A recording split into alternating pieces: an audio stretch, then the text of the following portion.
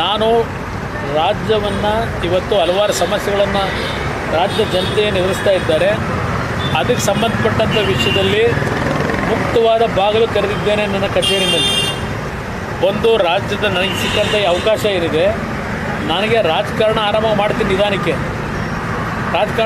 ಮಾಡೋಣ. ಈಗೇನು ರಾಜಕಾರಣ ಮಾಡೋ ಟೈಮಲ್ಲ, ಆ ಟೈಮ್ ಬಂದಾಗ ಮಾಡ್ತೀನಿ. ಈಗ ನನಗೆ ಬೇಕಾಗಿರೋದು ರಾಜ್ಯದ ಅಭಿವೃದ್ಧಿ, ರಾಜ್ಯದ ಹಲವಾರು ಇಲಾಖೆಗಳಿಗೆ ಸಂಬಂಧಪಟ್ಟ ಹಾಗೆ ಏನೇನು ಸಮಸ್ಯೆಗಳಿದೆ ಬಂದು ಸೌಜನ್ಯದಿಂದ ಚರ್ಚೆ ಮಾಡಿ ಬಗೆಹರಿಸ್ಕೊಳ್ಳಿಕ್ಕೆ ನಾನು ಮುಕ್ತವಾಗಿ ಅವಕಾಶವನ್ನು ರಾಜ್ಯ ಸರ್ಕಾರಕ್ಕೆ ಕೊಟ್ಟಿದ್ದೇನೆ. ಉಪಯೋಗ ಮಾಡ್ಕೊಳ್ಳೋದು ಬಿಡೋದು ಅವ್ರಿಗೆ ಸೇರಿ. ಜೈಲಲ್ಲಿದ್ದಾಗ ನೀವು ವಿಚಾರ ಗಮನಿಸಿರ್ತೀರ, ನಟ ದರ್ಶನ್ ವಿಚಾರಕ್ಕೆ ರಾಯಲ್ ಟ್ರೀಟ್ಮೆಂಟ್ ವಿಚಾರ ನೋಡಿ, ನಾನು ಅದರ ಬಗ್ಗೆ ಚರ್ಚೆ ಮಾಡಲ್ಲ.